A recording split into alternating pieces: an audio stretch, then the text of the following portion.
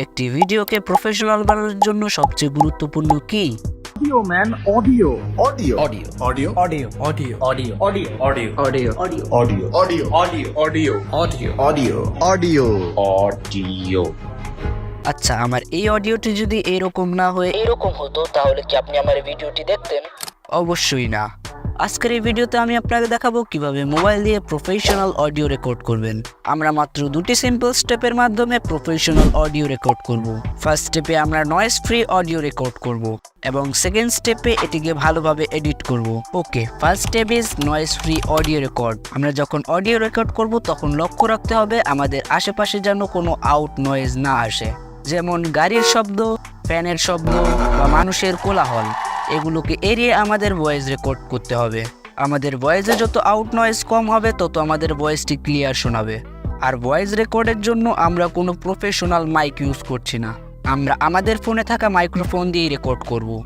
Noise এড়ানোর জন্য আপনি ভোর সকালে অথবা লেট নাইটে রেকর্ড করতে পারেন, এতে করে আপনার এনভায়রনমেন্ট অনেক শান্ত থাকে। আচ্ছা চলুন আমি আপনাদেরকে একটি ভয়েস রেকর্ড করে এডিট করে দেখাচ্ছি। একটি ভয়েসকে প্রফেশনাল বানানোর জন্য দামি মাইক্রোফোন বা দামি স্টুডিওর প্রয়োজন নেই, প্রয়োজন হলো আপনার ইচ্ছার। আপনি যদি লক্ষ্য করেন এই ভয়েসটিতে আউট নয়েজ খুবই কম, কারণ এই ভয়েসটি রেকর্ড করেছি আমরা লেট নাইট, যার ফলে এটির আউট নয়েজ এত কম।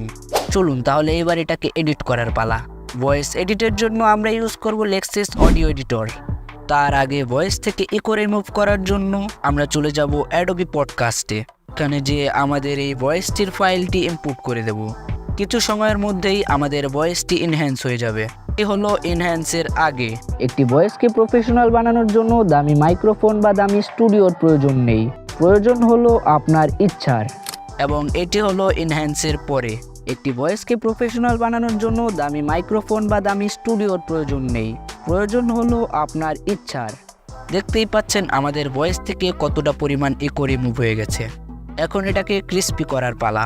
প্রথমে আমাদের ফাইলটি আমরা লেক্সিস অডিও এডিটরে ইনপুট করে নেব এবং যে সকল বাড়তি পার্ট আছে ওগুলোকে ভালোভাবে কাট করে নেব এবং এখান থেকে ইফেক্ট অপশনে ক্লিক করে কম্প্রেসর এই অপশনটিতে ক্লিক করব এবং এই সেটিংটি আমি অ্যাপ্লাই করে দেব। আপনারা চাইলে স্ক্রিনশট নিতে পারেন এবং আমরা আবারও ইফেক্ট অপশনে চলে যাব এবং এখান থেকে ইকুয়ালাইজার এই অপশনটিতে ক্লিক করে নেব।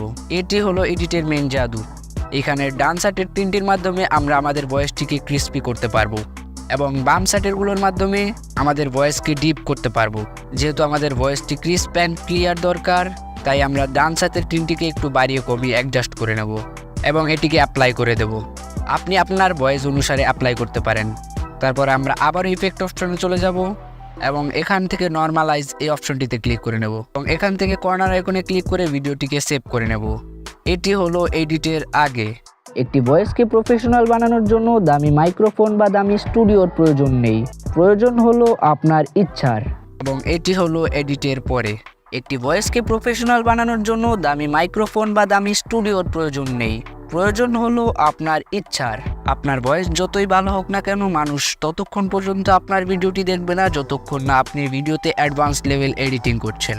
আর অ্যাডভান্স লেভেল ভিডিও এডিটিং শিখতে আমাদের এই ভিডিওটি দেখে আসুন। দেখা হচ্ছে ওইখানে।